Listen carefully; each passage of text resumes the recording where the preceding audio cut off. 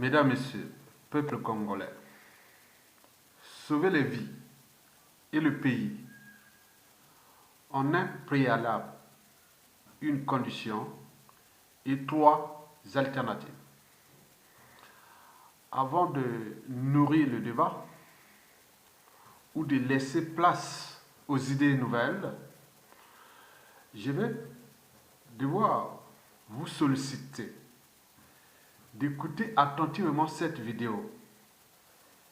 Et pour ceux qui ont le sens de l'intérêt général comme moi, je vous invite volontiers de la partager au plus grand nombre. Mesdames, Messieurs, peuple congolais, je vous l'ai toujours dit que l'avenir, c'est le passé et le présent qu'on ignore.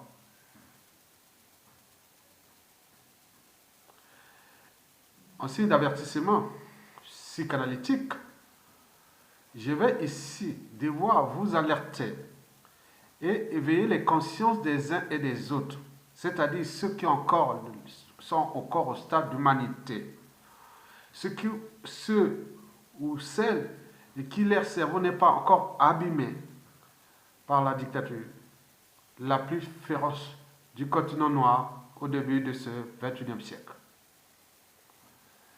Nous voulons s'attaquer aux colporteurs des erreurs du passé ou des erreurs d'appréciation. Les uns et les autres se sont trahis copieusement, mais par émotion et par la naïveté, on les laisse toujours passer là dans les mailles du filet. Le cas Sassou Nguesso est un cas d'école, oui, depuis les années 60 jusqu'à nos jours. Sinon, on ne serait pas là. On n'aurait pas perdu autant de vies. Donc, au plan psychanalytique, je vous dis que si nous ne prenons pas conscience de cette vidéo, le pire est à venir. Le pire est à venir. Et pourquoi? Il suffit déjà de voir celui qu'on appelait Adolf Hitler. À la fin de la Première Guerre mondiale, nous étions en 1918. Adolf Hitler était sorti caporal-chef. Mais qui l'aurait cru que 22 ans après, il aurait attaqué la France, la débâcle de la France, avec les conséquences qui sont toujours d'actualité. Eh bien oui, on ne sait pas ce que les uns et les autres ont dans leur cerveau. Et une fois parvenu au pouvoir, eh oui, il peut devenir un homme bien ou un monstre froid. Et c'est ça qu'on appelle la psychanalyse, c'est-à-dire le parcours de l'individu depuis la naissance jusqu'à la mort. Et qu'est-ce qu'il a eu comme joie, malheur, traumatisme, bien-être, haine, rancune, donc on ne sait pas. Et souvent, quand ils prennent le pouvoir, et souvent ça se traduit par cette violence ou parfois cette barbarie. Le cas d'Hitler, c'est un cas purement simplement de contentieux historique ou des règlements de compte propres d'Hitler contre la France. Vous avez vu. Regardez le cas de Sassou Nguesso, qui est toujours passé dans les mailles du filet. Mais qui connaît sa psychanalyse depuis la naissance de Sassou Nguesso jusqu'à nos jours? Pourquoi il est resté toujours cynique, psychopathe, sociopathe, parano, hystérique, un être sans foi ni loi, sans âme ni conscience. Mais il est toujours passé. Il y a un souci pour notre peuple aussi. Et nous en avons des Sassou Nguesso qui sont endormants dans la société. Certains trahissent les uns et les autres. Au moment qu'ils arrivent au pouvoir, ils deviennent des monstres. Donc nous, le but est d'éviter cela. Sassou Nguesso, vous connaissez les affaires des années 70 à nos jours. Mais qui ne dit pas que certains, si on ne répare pas ces choses-là, qui ne dit pas que ça risque de recommencer, puisque les mêmes effets créent les mêmes erreurs et créent les mêmes effets. qui ne dit pas que tous des victimes de Sassou Nguesso qui sont encore en vie, comme on est quelque part entraîné, conditionné, et même sous emprise du comportement parfois antisocial et hypnogène. Ikongono, en 1988, qui ne dit pas que là-bas, Ikongono, entre les Mboshi et Sassou, autres, puisque tout là-bas est parfois par association. Regardez ce qui s'est bien passé de Jean-Marie Michel Mokoko entre les Mboshi et les Makwa. Écartons les affaires des relations sociales. Restons une fois politique. Sinon, si ce n'était que les relations sociales, Sassou Nguesso est aussi de la cuvette. Pourquoi il s'acharne-t-il aussi dans sa propre région? Donc, ça ne dépend pas des relations sociales. Pourtant, il a des liens sociaux dans cette région. Mais pour qu'il s'acharne-t-il aussi contre les Congono en 1988, aujourd'hui Jean-Marie Michel Mokoko, mais qui ne dit pas que dans les Makwa et les Kuyo, qu'une fois Sassou Nguesso ne sera plus là, et que le pouvoir est venu, avec tout ce qui est maintenant visible de l'histoire, qui ne dit pas que ça risque de se répéter sur d'autres victimes, et notamment chez les Mboshi. Les affaires au Kombi Salissa, qui a aidé Sassou Nguesso à venir au pouvoir, regardez comment on les traitait, avec tous ces morts, autour des partisans de Kombi Salissa. Qui ne dit pas que, au moment venu, ce ne sera peut-être pas au Kombi Salissa, peut-être un autre esprit, revanchard, qui a dit non, mais je ne peux pas supporter cette humiliation. Comme Hitler, déjà, c'était l'humiliation. Il n'avait pas accepté l'humiliation de l'Allemagne par la France à la fin de la Première Guerre mondiale. Vous avez vu les affaires Turo qui a aidé Sassou Nguesso à revenir au pouvoir. Vous avez tous les anciens généraux qui ont aidé Sassou Nguesso à revenir au pouvoir, que ce soit les généraux Adoua, Mutando, Avuku et une compagnie. Mais vous savez que les familles là qui sont aujourd'hui dans la merde, il dit que demain on va dire, ah tiens, il nous a fait ça, et on ne sait jamais. En parlant de la psychanalyse et de la situation politique à venir. Rappelez-vous que 22 ans après, Hitler est venu régler les comptes contre la France. Et c'est les raisons pour lesquelles je veille votre conscience d'écouter cette vidéo. Vous avez vu après le coup d'État sanglant de 1997, ce qui s'est passé, les opérations Mouebara, et puis les disparus de Beach, les opérations Mouebara et tout ça. Mais ça a attaqué les Nibolek. Les Nibolek, c'est quelle région? C'est la Bouéja, la Likumu, le Nyari et le Kwilu. Qui ne dit pas que demain, un illuminé comme Sassou Nguesso pourra aussi régler ses comptes contre soit les Nordistes, soit les Mboshi, ou le clan de Sassou Nguesso? On ne sait pas, personne ne peut donner raison. On ne sait pas ce que les gens pensent dans leur tête. On ne sait pas, on ne sait pas. Passer la mémoire, c'est construit. Et l'espoir se donne. Mais cette mémoire, est-elle bonne pour les uns et les autres? Vous avez vu le cas de la situation de Pascal Lissouba, de 1992 à 1997. Il y a eu beaucoup de choses là dans le sud de Brazzaville. Qui a dit qu'ils ont oublié aussi ça? Bon, tout ça, ça fait beaucoup. Mais comme l'histoire a toujours tendance à se répéter, parce que l'humain est plein de contradictions, donc attention, danger. Et donc pour penser l'avenir, il faut tout simplement penser au passé et le présent qu'on ignore. Et le présent, là, je vais ici être au présent, en s'inspirant du passé. Et de ce passé plus ce présent qui sera demain aussi le passé. Parce que ce que j'ai dit, une fois passé un an, bon, ça sera le passé aussi. Donc le passé, ça se construit, comme la mémoire. Elle est désormais visible à travers les réseaux globaux. Mesdames, Messieurs, peuple congolais, sauver les vies et le pays en est préalable. Une condition et 3 alternatives. Commençons d'abord par le préalable. Le préalable est que le dictateur Denis Sassou Nguesso dégage par la rue C'est-à-dire que les Congolais doivent être dans la rue à Brazzaville pour les chasser. L'enjeu est, un, d'abord sauver notre liberté, notre dignité, le caractère sacré de la vie humaine. Et n'oublions pas, le devoir de mémoire est le but même de la condition humaine ou sociale au regard du caractère liberticide, antidémocratique, antisocial et criminogène du régime tyrannique incarné par l'ogre de l'aliment, M. Denis Sassou Nguesso, le dictateur. 2. L'enjeu est ensuite de récupérer notre pays et de devoir les restaurer dans un cadre politique transitoire et consensuel où les responsabilités historiques, politiques, économiques, sociales et humanitaires des uns et des autres seront traitées dans le sens de l'intérêt général, du vivre ensemble et de l'idéal d'une unité nationale à repenser. 3.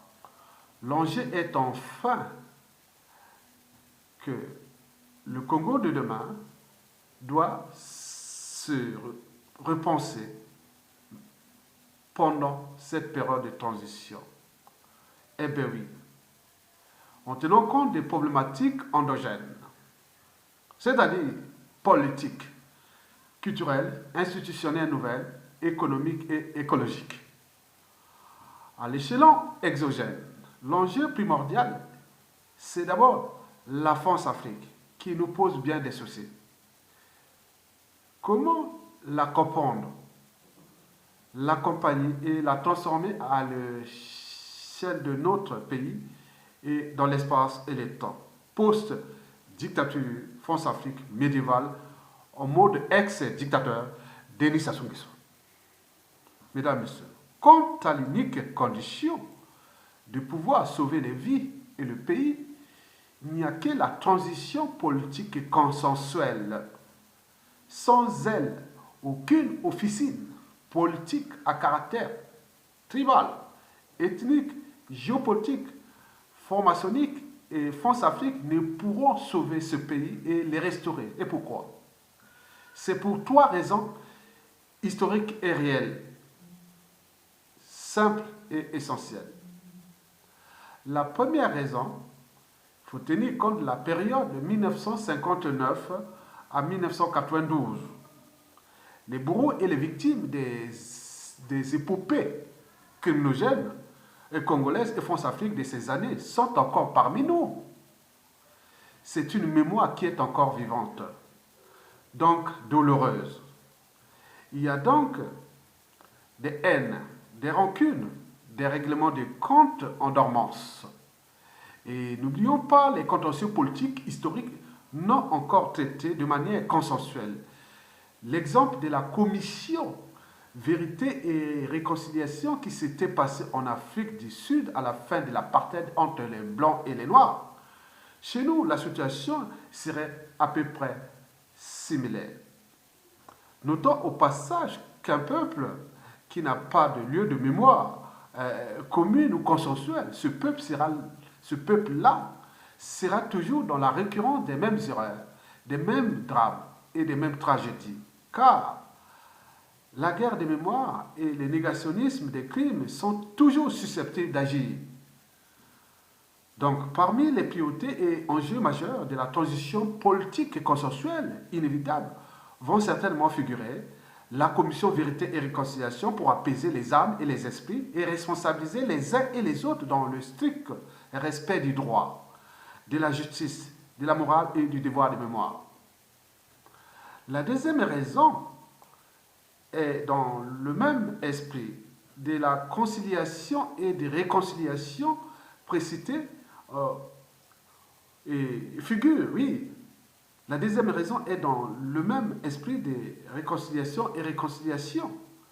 Oui, il faut tenir tout justement compte de la période de Pascal Lissouba, de 1992 à 1997. Cette histoire ne doit pas être zappée.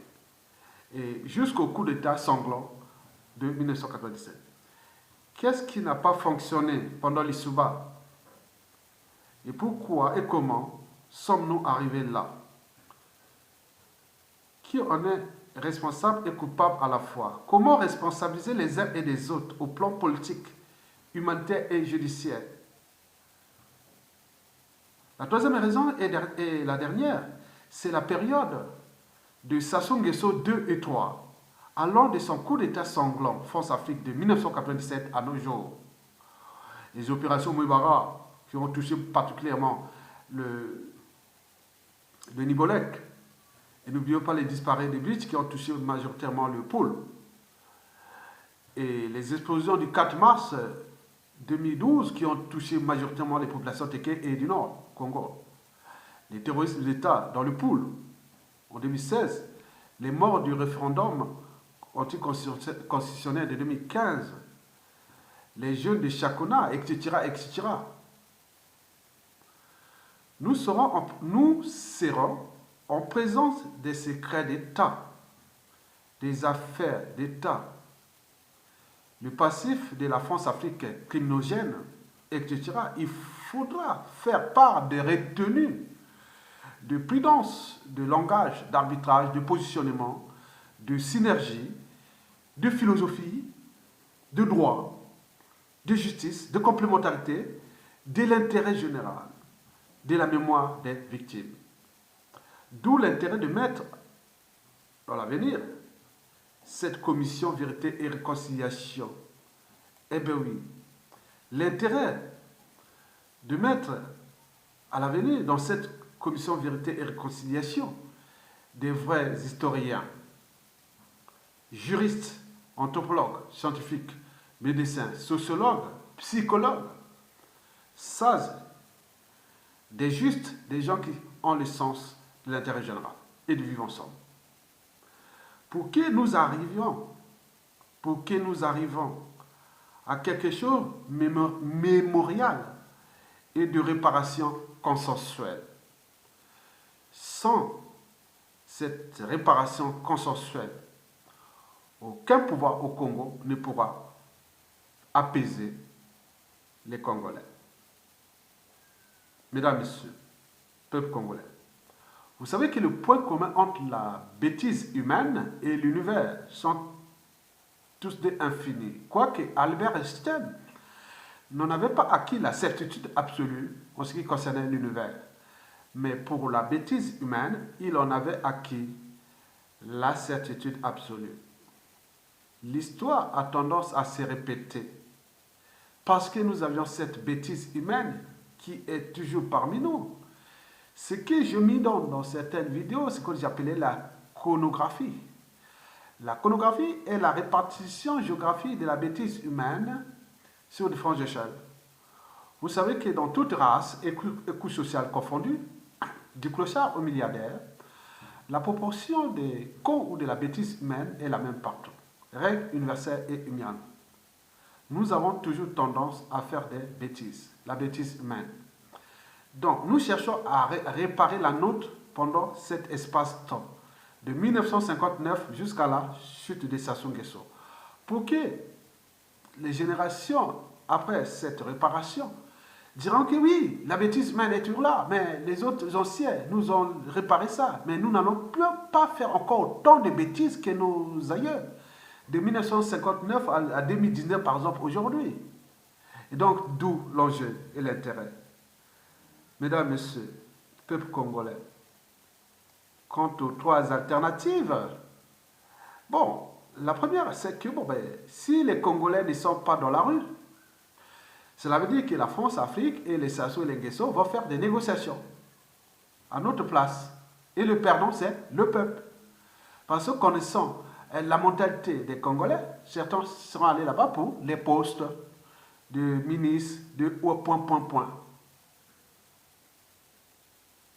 Et donc, nous serons dans une situation où toutes ces girouettes, ces opportunistes, ces colporteurs des erreurs du passé, ils vont se retrouver entre eux pour que les crimes économiques, politiques, humanitaires et autres ne puissent pas être réglés, qu'on laisse pourrir les choses comme ça. On peut se retrouver dans une situation d'instabilité chronique après la chute de Sassou Nguesso si on ne se met pas dans la rue. Et si la sortie de l'état de crise antisociale et criminogène de la dictature de Sassou Nguesso se réglerait par les négociations entre le régime en place et la France-Afrique, et nous aurons perdu. Nous aurons perdu. Parce que vous n'aurez pas récupéré votre liberté et dignité, et votre souveraineté d'ailleurs. Sassou Nguesso n'a jamais été aussi faible, affaibli. Il faut que nous préparons les conditions dans lesquelles nous nous mettons dans la rue, avec tout le monde. Je vous l'ai dit qu'à la fin, il n'y aurait jamais mort d'homme, ni chasse à l'homme. Et pourquoi? Parce que nous aurons un règlement intérieur de cette transition qui va arriver. Et nous allons dans le sens consensuel, où le droit, la justice, la morale et l'esprit général, et vivre ensemble, sera la priorité. Mais pourquoi vous trompez? Donc, si nous ne nous mettons pas dans la rue, d'ici peu, à tout instant, il est sûr et certain, la deuxième alternative sera le chaos. Parce qu'au vu des indicateurs macroéconomiques et des haines, des rancunes et autres, il arrivera un groupe d'individus ou par la chance du destin prendre le contrôle. Mais ce ne sera pas par même élection autre. Et on va se retrouver dans une situation où il y aura des risques d'implosion du pays, par exemple, ou des situations incontrôlables, où les seigneurs de guerre vont s'exprimer, où les assoiffés du sang, où les revanchards et autres sont prêts. Nous avons des informations, ils sont prêts. Donc, attention, danger. Donc, passer de drame Sassou Nguesso à un autre drame, c'est possible si nous ne nous mettons pas dans la rue. Vous trouvez des situations de désobéissance civique totale pour qu'ils se dégagent de manière noble et raisonnable. La troisième alternative, c'est que si nous voulons individuellement et collectivement, tant au niveau civil, politique et militaire, et sauver ce pays, bon, il faut déjà commencer à arrêter ou cesser la guerre des égaux ou des intérêts particuliers et partisans,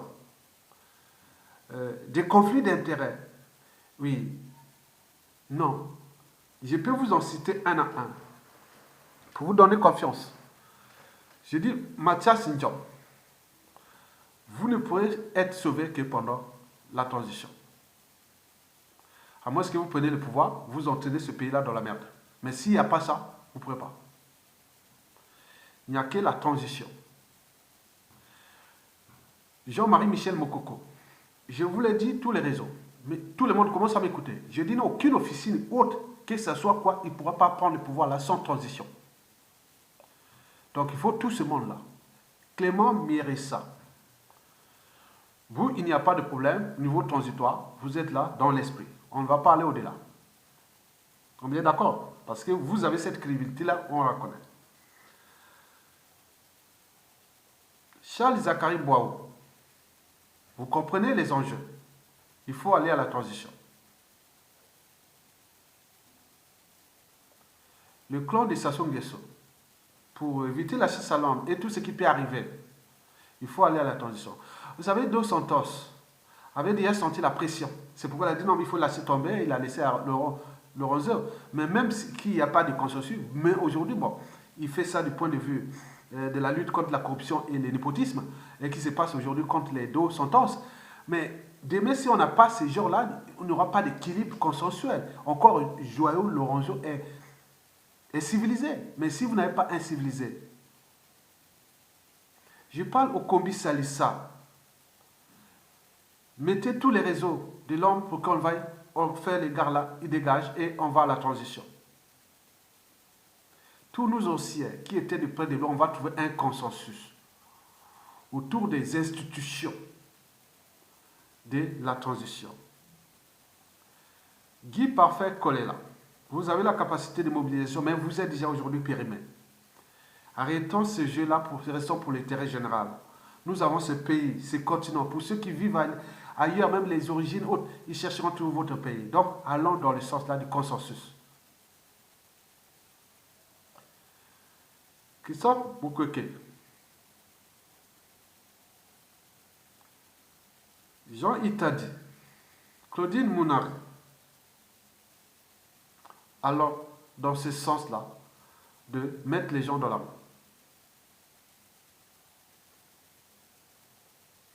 Je n'ai pas oublié M. Tamba Tamba. Je n'ai pas oublié tout ce monde, tous les autres. Mais ça, c'est le pilier aujourd'hui de la visibilité au niveau du pays, qu'on peut s'entendre. Et à ce moment-là, comment va se passer de cette entente avant cette transition? Il nous faut une commission ad hoc où tous les partisans, depuis Yulu, Massamba Deba, Marine Gwabi, Yomio Pango, Sassou Nguesso 1, la transition, Pascal Issouba, Sassou Nguesso 2 3, prenons les têtes de pont, on va trouver un consensus. En restant dans le cycle du droit et de la justice. Disons, qu'est-ce qui n'a pas marché, pourquoi n'a pas marché? Ça, c'est les dossiers. Revenons sur la commission vérité et réconciliation et tout compagnie. Jusqu'à arriver à un consensus des documents qui nous permet de mettre en place un règlement intérieur. S'il y a des affaires de biens mal acquis, bon, si on peut vous demander, vous étiez opposant autre, on peut vous demander de faire la rétrocession de 80% de ces biens mal acquis. Bon, il n'y a pas mort d'homme, il n'y a rien du tout, vous donnez. Il n'y a pas de pouvoir pour l'intérêt général, ça va à l'intérêt général. Pour ceux qui ont tué les gens, qui ont assassiné ou commandité des trucs comme ça, ils vont venir répondre devant la commission et ils vont donner pour les besoins de mémoire. On va demander, oui, je demande des réparations. Par exemple, un grand opposant, on ne va pas les mettre en prison comme ça, que non. Mais il était là, il a fait et c'est tout là qui ont ramené ça ou pas. On dit, bon, ben, dans les cas d'indemnisation des victimes, est-ce que vous avez aussi les magots? Est-ce que vous pouvez mettre une partie d'argent aussi ou travailler pour l'intérêt général pour qu'on répare ces torts-là? C'est un consensus, c'est des documents énormes à faire. Parce qu'autour là, il y aura des juristes, des avocats, pour tout le monde autour de cette commission ad hoc pour arriver à un règlement intérieur. Et de ces règlements intérieurs, nous allons rentrer dans les faits pratiques autour de 5 institutions de la transition. Le président de la transition, qui pour moi, s'il reste en vie, pour éviter les tensions politiques et militaires qui sont de la cuvette, Mokoko est déjà bien placé. Pour le Haut Conseil de transition, trouver un sage bien qui soit de la Songa ou la Lukola. Pour l'Assemblée constituante, c'est-à-dire le Parlement, tout sera aux mains des Téké, puisque c'est le trait d'union entre le Nord et le Sud. Et le gouvernement, aux mains des Sudistes, Bakongo, et qui règle de manière libre. Et tous ces pouvoirs-là être interdépendants. On remet les nouvelles institutions, les nouvelles administrations, diplomatie et autres. Les gens commencent à travailler autour de quoi? La priorité, c'est commission vérité et réconciliation. Après la commission, il n'y a pas d'ordre. Hein. Je donne la commission vérité et réconciliation, c'est primordial. Et après, bon, ben, l'audit de l'État.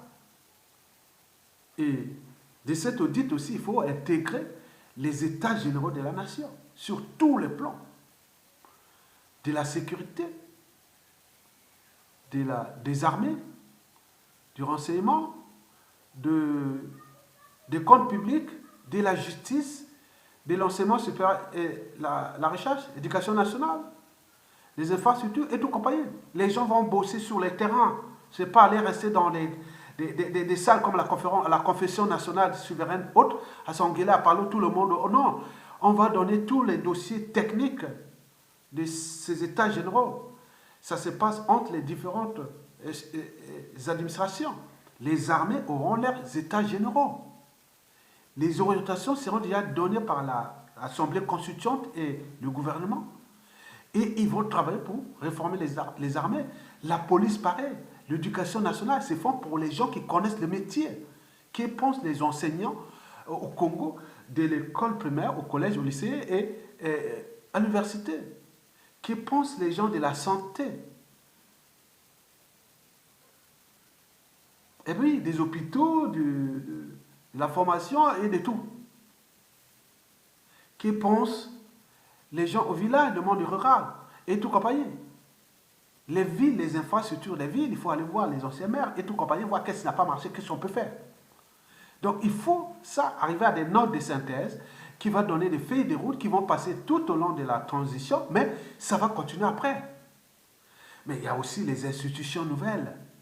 Nous ne voulons plus avoir des élections présidentielles au suffrage universel direct, ça n'entraîne que des hold-up, les tensions et autres. Nous voulons au suffrage universel indirect. Le cas d'un régime conventionnel, ça pourra être un cas d'école. Nous avons étudié ça avec Alexis Myayuku et autres, on a fait ça. Où le pouvoir sera autogéré des zones d'en bas vers le haut, c'est-à-dire des régions un peu semi-autonomes, faire des découpages, le recensement général, et aussi les découpages en fonction des alliances ethniques et autres pour créer de nouveaux régions semi-autonomes. Où je peux être au Congo, président élu démocratiquement dans ma région, je peux aller chercher des partenaires économiques et autres partout dans le monde sans passer par Brazzaville. Les cas des trucs allemands, les organisations politiques allemandes, ou d'État allemands, ou suisses, ou autres, donc nous trouvons des synthèses par rapport à nous. Imaginez les délégués, je parle des délégués, au niveau des nouvelles institutions, des régions semi-autonomes. Bon, nous avons par exemple, je vais prendre le cas par exemple, je donne tout ça, le cas de Mouyozi. Mouyozi par exemple, fait partie de la Bouenza. La Bouenza, il y a des bébés, il y a des Dondo, il y a des Kamba, il y a des Sundi, il y a des... Bref. Et la Bouenza, Mouyozi. Donc, élection au suffrage universel direct. Donc, on va élire le maire de Mouyozi, ou tout autour, des petites collectivités autour de Mouyozi. Et ça, c'est au suffrage direct. Il faudra, les gens de Mouyozi vont aussi voter pour le député et qui va les représenter à l'Assemblée régionale semi-autonome. Et donc, si on prend mon nom Mouyozi, donc il va élire 1. Le maire de la ville de Mouyozi, 2. Le président de la député de la région qui va les représenter à la région. Donc c'est-à-dire 2 de Mouyozi. Et si on multiplie ça à l'échelle de la région de la Bouenza, donc on pourra se retrouver avec, par exemple, une trentaine de délégués qui viennent de Mouyozi, ou même une cinquantaine. Multiplier l'ensemble du territoire avec les nouvelles régions, et donc on peut arriver à 1500 délégués qui vont aller à la Convention nationale, et cette Convention nationale va élire d'un côté le président de la République qui aura un rôle symbolique, un mandat de 7 ans non renouvelable. À la 3e année, s'il a bien travaillé, il a été bien, on va faire un vote de motion. À la 3e année, si on voit qu'il n'est pas bien, bon, ben, il est démis, on refait l'élection pour mettre un autre. Mais s'il travaille bien, bon, ben, il a été bien moralement, c'est un président qui est moralement, il représente la morale. Donc, il peut continuer les 4 ans qui arrivent. Au bout de 7 ans, il laisse tomber et on cherche un autre par les prochaines élections à la Convention nationale. Le Premier ministre, pareil. Par exemple, le président de la République, demain, nous pourrons voir, sur ce président de la République symbolique, nous pourrons voir que des gens qui ont minimum 60 ans. Alors que le Premier ministre, nous chercherons à voir quelqu'un qui est maximum 60 ans. Et il sera de 30 à 60 ans. Et le Premier ministre, là, qui sera élu aussi à la Convention nationale, bon, il va chercher des alliances pour faire comme l'avait fait Youlou déjà à l'époque. Donc, il va chercher des alliances, oui, il lui vient sur projet de société. Le président de la République symbolique, il vient sur projet de société que voilà, je vais faire ça, je vais équilibrer les modalités, je vais faire, voilà, il va donner son projet. Mais le Premier ministre, pareil. Lui, qu'est-ce qu'il va faire?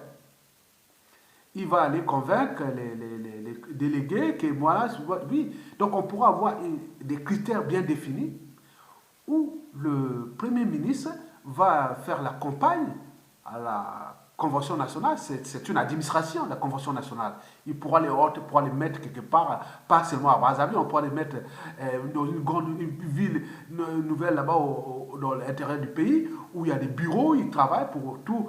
Oui, le Premier ministre vient déposer ses projets de société un mois avant l'élection, pour que les délégués puissent étudier les listes. Il n'y a pas de parti là.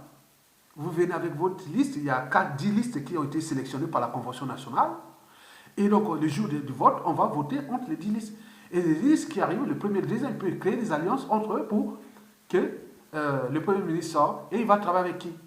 Là où le Premier ministre a peur, il a peur des députés régionaux, des présidents semi-autonomes et de ceux qui sont le suffrage, c'est eux, de tout le pays, c'est-à-dire les maires de Mouyouzi et le député de Mouyouzi multiplié au somme de tout.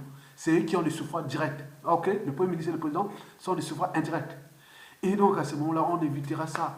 Donc moi j'arrive là, bon bah, tiens, il y a des listes, il y a une dizaine de listes, et donc moi je suis délégué de Brazzaville. Hein. Bon, j'ai choisi Brazzaville, je ne veux pas choisir Makwa parce que Makwa à l'origine, mais je vais dire Brazzaville parce que Brazzaville c'est là où je suis né, hein. Je suis né à Brazzaville. Donc je suis là, par exemple, j'ai dit non, je Brazzaville, moi, ah tiens, il y a une liste. Celui-là, voilà pour les projets écologiques, voilà pour les ceci, voilà pour ce qu'on va faire. Moi, je peux, moi en tant que délégué, je mets mon bulletin de vote sur le programme là. Et sur les 10, on va venir, on peut passer 2 jours de vote. Et que les gens arrivent jusqu'à trouver la liste qui va gagner. Mais entre là, par exemple, ceux qui sont arrivés premier, deuxième, peuvent créer des alliances aussi. Dans ces listes, dans ces projets de société. Donc, il y a des problèmes de partis politiques, ce sera... Donc, au niveau régional, donc, les délégués de Mouyouzi, les députés de Mouyouzi, vont aussi élire leur président de région, qui va devenir président de région avec toute une administration, qu'ils vont travailler dans le sens de comme un gouvernement régional, où ils vont chercher des partenaires économiques, sociaux, et partout, interdépendance entre les régions. Nous, on pourra avoir une diversité des régions, une diversité d'infrastructures et autres. Donc, on ne va pas faire des trucs standardisés. On va voir que ceux qui sont les régions qui sont plus innovantes, il y a d'autres qui vont rester un peu plus écologiques, d'autres industriels, universitaires et autres. On va les faire comme ça. Toutes les régions du Congo sont riches. Et donc, c'est à nous de mettre ça, puisque les technologies sont disponibles partout. Mais de ces institutions nouvelles, nous allons voir comment faire la répartition des compétences, qui va gérer les routes, les autoroutes, les universités, entre les régions et autres. Donc, il faut réfléchir. Donc, vous n'allez pas là à rester à écrire des trucs de parti. Moi, on sait que vous perdez le temps. Moi personnellement, hein, moi, pour ceux qui m'ont connu, hein, moi, le seul bureau que j'ai dirigé, c'est moi, en politique, là, c'était moi à la faculté des sciences. Et ça s'est passé en 1 heure. Hein. Moi, je paraissais, je disais, préparez vos dossiers techniquement. Celui qui venait pour le secrétaire chargé à l'organisation, M. Njondo, bon, dites-moi, qu'est-ce qui se passe? Lui commençait parce que c'était mon numéro qui venait après moi. Secrétaire chargé de l'organisation. Popo, chargé des affaires académiques, le 3e, qui est, bon, en chimie là-bas, qu'est-ce qui se passe?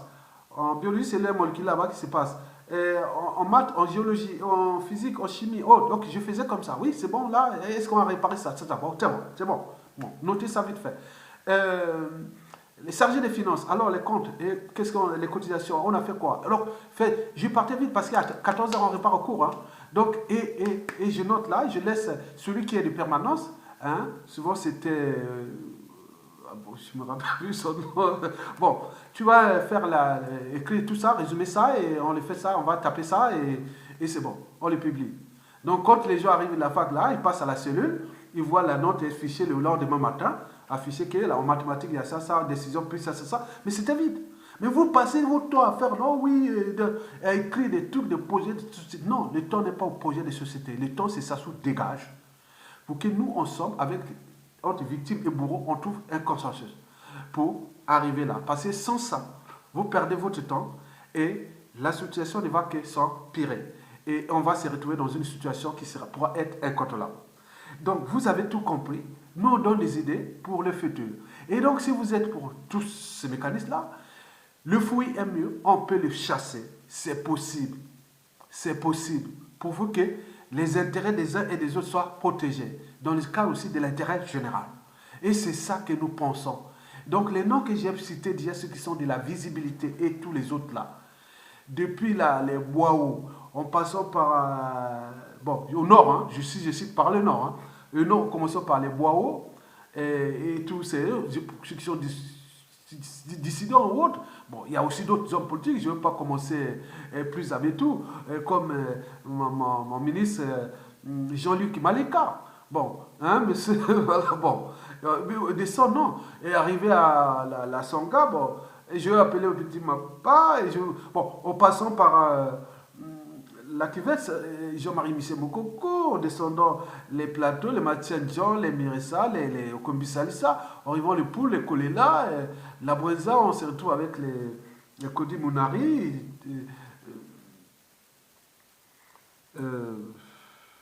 Tamba et tout, compagnie.